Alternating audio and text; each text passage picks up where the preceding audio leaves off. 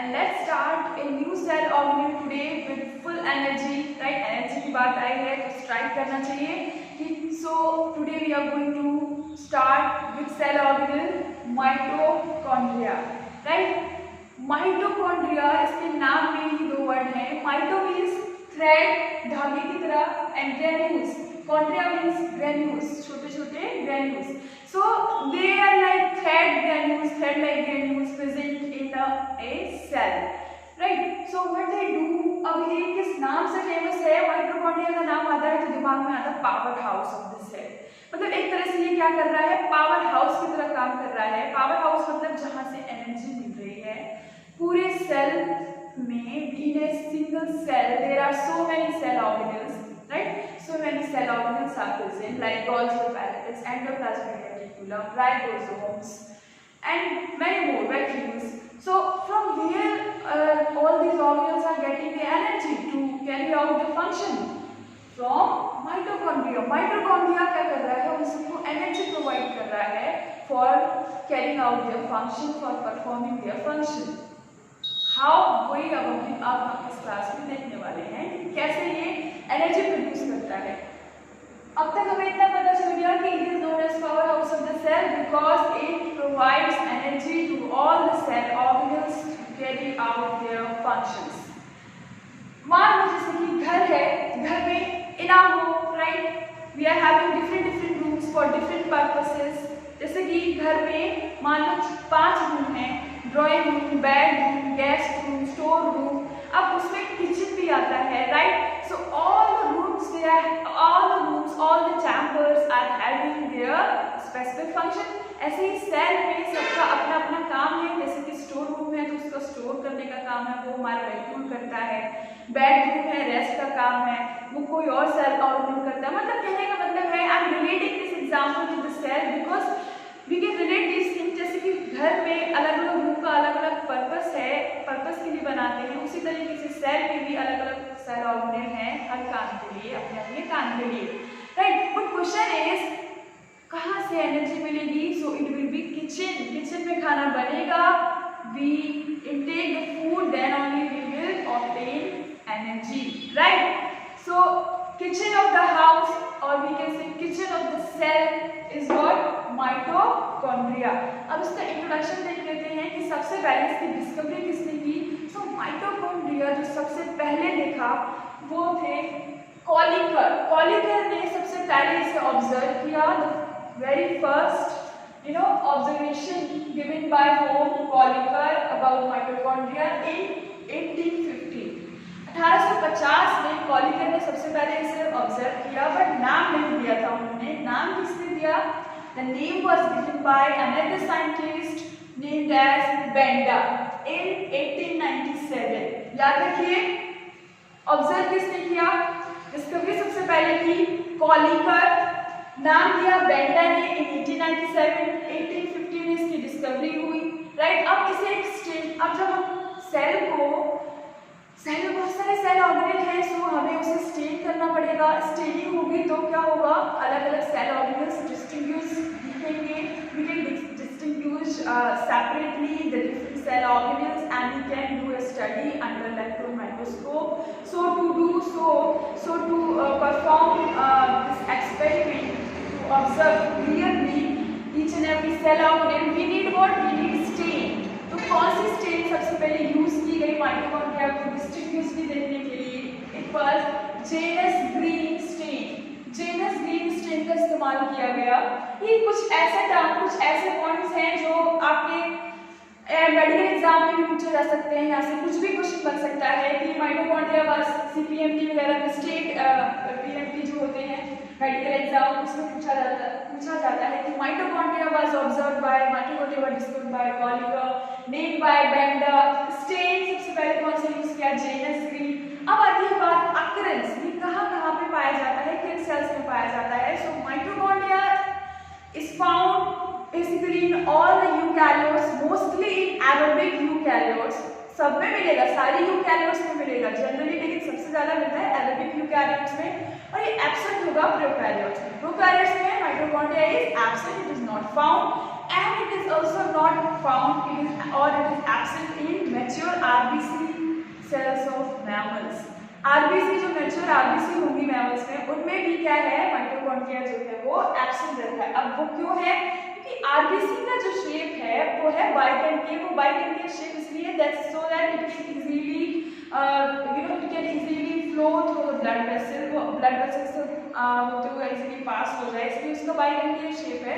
अब biconcave shape में कितने ऑर्गेनल सेल ऑर्गेनल आ जाएंगे? सो आरबीसी एक ऐसी सेल है जिसमें कम से कम सेल ऑर्गेनल है, इसमें न्यूक्लियस नहीं है, गोल्गी पैराडाइज नहीं है, ईआर नहीं है, so it is not required any of this cell organelle, so it can perform all its function. जैसे कि इसका मेन काम है ऑक्सीजन को कैरी करना। अब ज़्यादा से ज़्यादा स्पेस तो तभी होगा जब सेल ऑर्गेनल कम होंगे, तो इसमें सेल ऑर्गेनल कम होते हैं ताकि इसके पास क्या हो, मोर एंड मोर स्पेस हो to what, to bind up with the oxygen. Oxygenated blood ज़्यादा कैरी कर पाएगा haemoglobin, right, because of the absence of these cell organelles. Now come to the morphology. Morphology shape and size, number, right, ये morphology में आता है। Number क्या है? Number जो है it varies from cell to cell, from organism to organism, or it depends on their cellular activity. Number vary करता है, it can be from 1 to 1000 many, right? अब जैसे कि एक एल्गे है, क्लोरेला एल्गे है, उसमें ये एक नंबर में पाया जाता है, only single number which is present in algae. अब किडनी में है तो ये 300-400 के आसपास किडनी में है, मसल सेल्स में और ज्यादा होगा।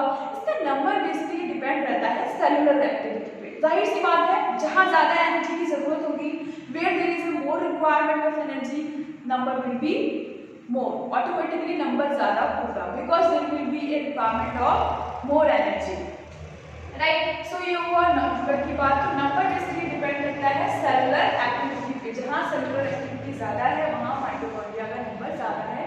जैसे कि हमारे बॉडी में मसल सेल में माइटोकॉन्ड्रिया का नंबर बहुत ज्यादा है, क्योंकि मसल सेल्स में हमेशा सेलुलर एक्टिविटी चलती रहती है, हम अपने हाथ पैर हिलाते रहते हैं। तो for this more and more chemical reaction are taking place to obtain or to release energy, right, for our movement, for our locomotion.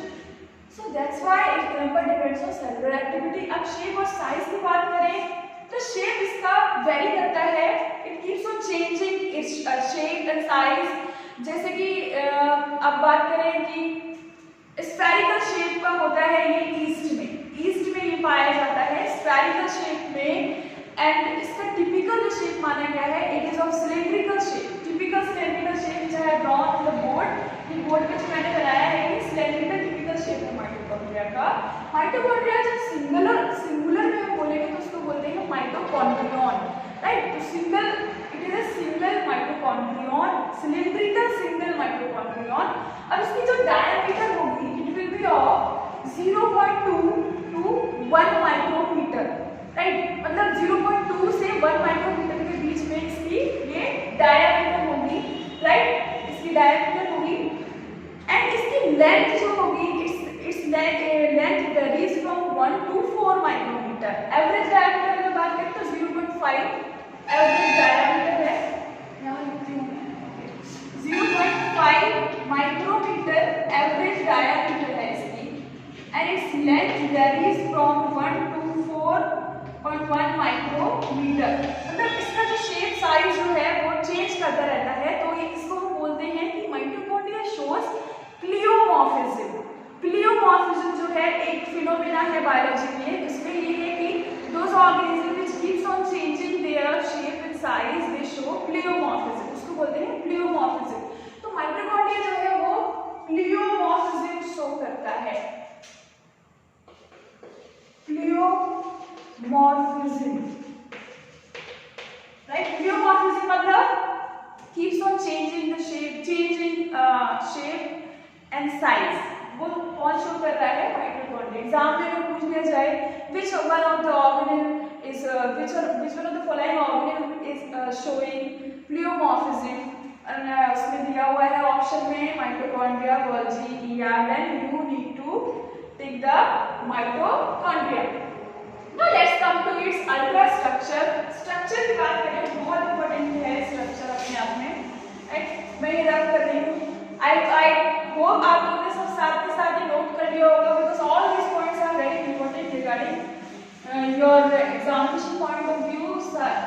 बहुत इंपॉर्टेंट है, एमसीक्यू से भी रिलेटेड है सारे कुछ टर्म्स के सारे points. So now let's see what is its ultra structure. Ultra structure की बात करें, ये so it is a double membrane cell organelle. ये डबल मेम्ब्रेन सेल ऑर्गेनेल है, right, double membrane cell organelle. अब डबल मेम्ब्रेन है तो दो मेम्ब्रेन होंगी, outer I have labelled here outer membrane, this one is outer membrane and the inner one inner membrane. अब इन दोनों के बीच में जो स्पेस होगा, जैसे कि मान लो दो बॉक्स है, एक बड़ा बॉक्स है उसके अंदर एक छोटा बॉक्स है, राइट। अब मान लो बाहर वाला जो है वो आउटर मेम्ब्रेन, इनर बॉक्स में जो वॉल होगी वो इनर मेम्ब्रेन। अब आउटर बॉक्स और इनर बॉक्स के बीच में जो स्पेस है वो कहलाएगा इंटर मेम्ब्रेन स्पेस। मैं रिलेट करी ताकि चीजें आपको अच्छे से समझ में आए। तो इसका आउटर मेम्ब्रेन हो गया, ये outer wall is outer membrane, inner wall is inner membrane and the space between these two membrane is known as inter membrane space. So तो जो बॉक्स है, दो बॉक्स के बीच में जो स्पेस होगा वो होगा इंटर मेम्ब्रेन स्पेस। अब जो स्पेस अंदर जो बॉक्स का इनर मेम्ब्रेन, जो इनर बॉक्स का जो स्पेस होगा उसको बोलेंगे matrix. So the space present inside the inner box, inner membrane is enclosing a space known as matrix. So till now what we have learned about the structure, दो membrane होंगे, outer membrane and inner membrane. Outer membrane is porous, outer membrane जो है वो porous है, right, because of pores protein channels. Outer membrane जो है porous है, it allow basically all the substances to enter और to exit in and out of the mitochondria. तो ये जो है ये पोरस होगा because of the protein channels known as pores. अब इनर मेम्ब्रेन जो है वो पोरस नहीं होता है, ये इम्परमेबल है आयंस के लिए, right, it is impermeable to ions. क्यों? इसके अंदर एक फॉस्फोलिपिड प्रेजेंट है known as cardiolipid and because of the presence of this phospholipid it is impermeable to ions. ये आयंस के लिए इम्परमेबल है, आयंस को अलाउ नहीं करेगा एंटर करने के लिए because of this phospholipid, because it has 4 fatty acid, fatty acid है तो आयन जो है वो उसको अलाउ नहीं करेगा, right. So outer membrane, inner membrane की बात होगी। अब बात करते हैं इनके बीच के स्पेस की। तो स्पेस में कुछ few enzymes are present in outer membrane, inter membrane space कम एंजाइम्स प्रेजेंट रहेंगी। अब बात आती है इनर मेम्ब्रेन। तो inner membrane is folded into cristae, right. I am not saying cisternae में कंफ्यूज नहीं होना है, ये कंफ्यूजन होता है, मुझे भी होता था। तो ये जो इनर मेम्ब्रेन है ये फोल्ड्स में एक्सटेंड हो जाता है, जो जिसको हम बोलते हैं cristae. So these are what,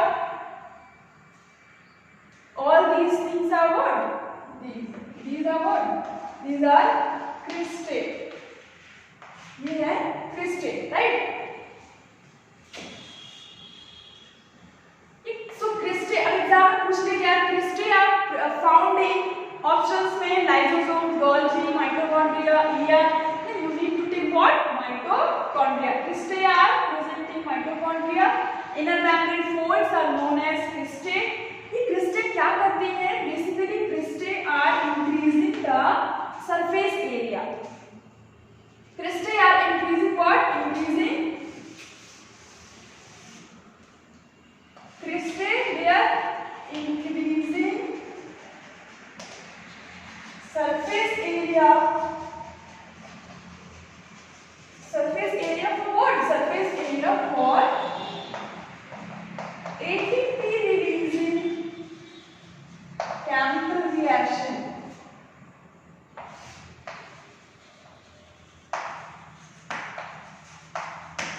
ये क्या कर रहा है? क्रिस्टे की वजह से क्या हो रहा है? इनर मेम्ब्रेन का स्पेस बढ़ रहा है, सरफेस एरिया बढ़ रहा है, and because of the large surface area, more and more chemical reactions can take place to release ATP. Right, जहाँ से क्रिस्टल ज्यादा होगा तो सरफेस एरिया ज्यादा होगा। अब उस सरफेस एरिया में ज्यादा से ज्यादा केमिकल रेस्पिरेशन हो सकता है, उसमें क्या होगा, उससे क्या होगा, एटीपी रिलीज होगी। राइट, सो अब वन बाय वन हम फंक्शन पे भी आएंगे। हम पढ़ चुके हैं इसका फंक्शन क्या है, to release energy, that's why it is known as power house of the cell. हमने अब तक बात की outer membrane, inner membrane, inter membrane space. Matrix is the space enclosed by inner membrane.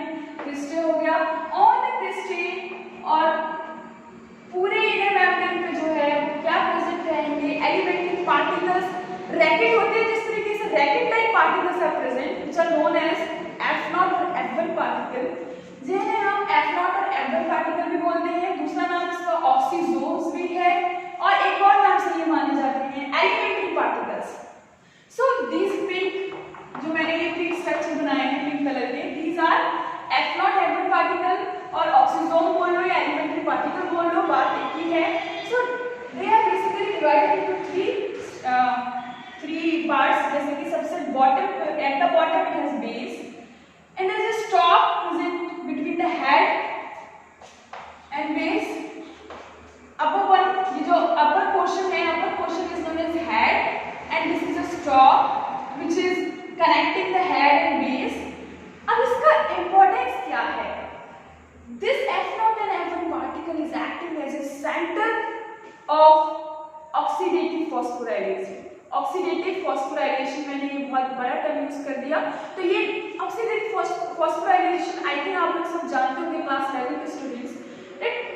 It is what, it is a releasing of ATP molecule, the process through which we get ATP molecules, right, by utilising what, by utilising food and the food undergo the respiration, through respiration what release energy will release, so it is known as oxidative phosphorylation. In simple we can say the releasing of ATP molecules. ATP molecule release hoga, right? So it is a center of ATP molecules, so it is acting as a ATPase enzyme. ये ATPase enzyme की तरह भी act करेगा। Now what are the other things present in the matrix? Matrix में ये तो होगी membrane की बात, की मेम्ब्रेन में क्या क्या प्रेजेंट है, F0 F1 पार्टिकल प्रेजेंट है। अब in the matrix ribosomes are present and DNA, right. So mitochondria, plastid, these two organelles they are having their own DNA. Mitochondria is having their own DNA, having its own DNA. अब इसके पास खुद का DNA है, so it can what it can does, it can replicate its copy, ये खुद की copy बना सकता है because of the presence of its own DNA. It has circular DNA, इसके पास circular DNA है, right? Ribosomes है, अब ribosomes है, so it can synthesize protein. It has so many enzymes present in the matrix. Matrix में देखो क्या क्या है, बहुत सारी enzymes होंगी, right? बहुत सारी chemical reactions carry out कराने के लिए कंटिन्यू कराने के लिए। राइबोसोम्स है, राइबोसोम है तो प्रोटीन का सिंथेसिस होगा माइटोकॉन्ड्रिया में। अब डीएनए है तो it is known as semi autonomous cell organelle. Semi autonomous means it can produce its own replica, right. It doesn't depend on the nucleus for protein और for producing its replica. ये nucleus पर depend नहीं रहता है, ये खुद का DNA है इसके पास, तो ये खुद की रेप्लिका प्रोड्यूस कर सकता है और खुद की प्रोटीन भी बना सकता है because of the presence of ribosome and DNA and so many enzymes are also present. अब इसका फंक्शन भी हमने बहुत कुछ पढ़ लिया साथ के साथ, तो एक बार लिख के देखते हैं कि इसके फंक्शन क्या क्या है। फंक्शंस इसके क्या क्या होंगे। पहली बात तो it act as it is a power house of the cell,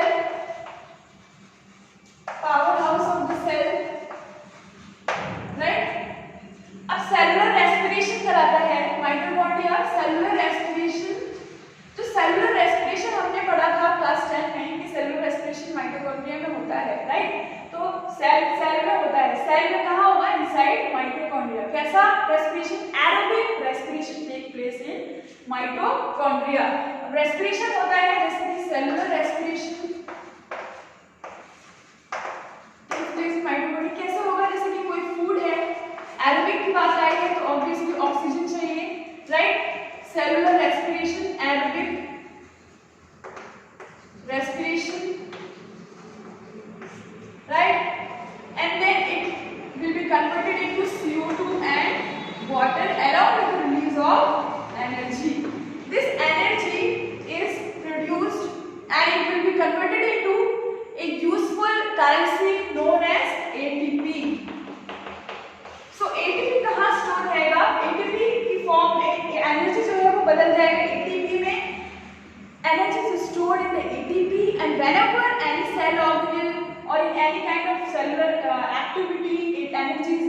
then what will happen, ATP get break down, ATP का ब्रेक डाउन होगा और वहां से एनर्जी रिलीज होगी, राइट। तो यूजेबल जो एनर्जी जो स्टोर रहती है वो किसमें होगी, एटीपी में। सेलुलर रेस्पिरेशन माइटोकॉन्ड्रिया में कैसे हो रहा है, राइट, देखिए glucose is a kind of food, right. So glycolysis हुआ, ग्लाइकोलाइसिस से क्या हुआ, glucose is getting converted into pyruvate. Glycolysis is taking place in the cytoplasm of the cell, right? Once pyruvic acid is formed, then it can enter into the mitochondria in case of aerobic respiration. But pyruvic जो acid है और pyruvate है वो mitochondria के अंदर जाएगा and then it leads to aerobic respiration and it will be a release of what?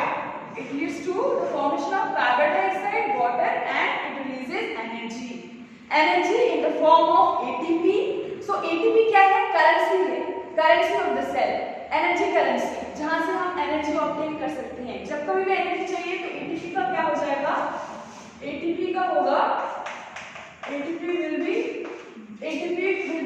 into units ADP plus inorganic phosphate plus energy। ये energy जो रिलीज हुई ATP के टूटने के बाद, राइट, यही एनर्जी इस्तेमाल होती है सेलुलर एक्टिविटीज में। और एंजाइम यहाँ पे क्या होगा, ATPase enzyme, F not F1 particle acting as a ATPase। So ATP is breaking into ADP plus inorganic phosphate and it releases energy। This particular energy is used in all the cellular activities। Cellular respiration start कैसे हुआ, food गया cellular respiration में, food will be oxidised in the presence of oxygen and it will release what, CO2 and water and some energy। अब वो energy जो है वो ATP में जाके स्टोर हुई, कन्वर्ट हो जाएगी ATP में। अब जब कभी भी एनर्जी चाहिए होगा सेल को, then ATP will break into ADP and inorganic phosphate and it releases energy, right। इस तरीके से। अब दूसरा फंक्शन, एक तो ये हो गया सेलुलर रेस्पिरेशन, आई थिंक सबको समझ में आया होगा। सो माइटोकॉन्ड्रिया एक तरीके से बहुत सारे एंजाइम भी प्रोड्यूस कर रहा है। एंजाइम, इसके अंदर बहुत सारे एंजाइम है जो बहुत सारे और भी मैकेनिज्म में काम आती है, जैसे कि Krebs cycle, electron transport mechanism, photosynthesis, बहुत सारी चीजों में ये रेस्पिरेशन, बहुत सारी चीजों में ये काम आती है इसकी एंजाइम्स। अब ये प्रोटीन सिंथेसिस भी कर रहा है because of the presence of ribosome and DNA. Protein synthesis है तो अमाइनो एसिड भी बहुत सारे मिल जाएंगे। Amino acids are synthesized in mitochondria, right? सबसे पहले it is acting as a powerhouse of the cell, it releases energy, it gives energy to cell for all the cellular activities। So in short we can say that it is giving energy to the cell for carrying all the cellular activities, that's why it is known as powerhouse of the cell। Let's recap for once। Start हमने कहाँ से किया, सबसे पहले discovery की कॉलिकर ने in 1850, then named by Benda in 1897। हमने stand कौन सा यूज किया, जेनस ग्रीन स्टेन। देन इसका नंबर अक्यूरेंस, पहले अक्यूरेंस यूकैरियोट्स में प्रेजेंट होगा, एब्सेंट प्रोकैरियोट में होगा, एक्सेप्शन है यूकैरियोट में, मैच्योर आरबीसी में ये क्या होगा, ये एब्सेंट होगा, राइट, मैच्योर आरबीसी में members की। and then its number varies, it depends on the cellular activities, its shape and size, it shows polymorphism, shape and size keeps on changing, it has a typical cylindrical shape होगा, right। now its chemical composition एक skip हो गया, chemical composition में ज्यादा से ज्यादा protein और lipid ही पाए जाते हैं, राइबोसोम होगा, फिर डीएनए भी होंगे, राइट। सबसे ज्यादा लिपिड और प्रोटीन पाया जाता है इसमें, इस केमिकल कंपोजिशन में। अब इसका अल्ट्रा स्ट्रक्चर की बात की तो दो, it is a double membrane structure, outer membrane and inner membrane. The space between outer membrane and inner membrane is on inter membrane space. दो चैम्बर में, outer chamber is this, inter membrane space को outer chamber भी बोलते हैं, और inner chamber हुआ matrix. Matrix के अंदर बहुत सारी चीजें हैं, जैसे कि राइबोसोम है, डीएनए है, एंजाइम्स हैं बहुत सारी। अब the inner membrane is what inner membrane is produced into crystal। Crystal, these are the folds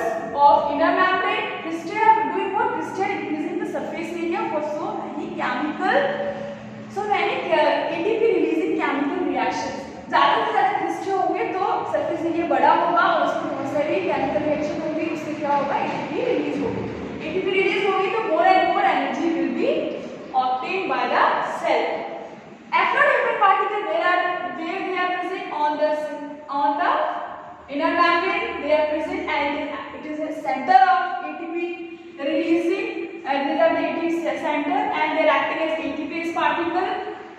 These ATPase is also known as elementary particle. Oxygen दूसरा नाम oxygen and the names for what? F0 orbital particle. इसके तीन structure, तीन parts होंगे, head, stock और base, right? सो F0 में F0 is acting as ATPase. इसका कौन सा पार्ट ATPase की तरह काम करेगा? ये बहुत इंपॉर्टेंट क्वेश्चन बन जाता है मेडिकल में. Which part of F0 orbital particle is acting as ATPase? So it will be F0. And it has its own DNA. That's why it is known as semi-autonomous orbital. Right? So all these things are about mitochondria. I think आप लोगों को ये समझ में आया होगा. In the next class we will deal about, we will discuss about plastids.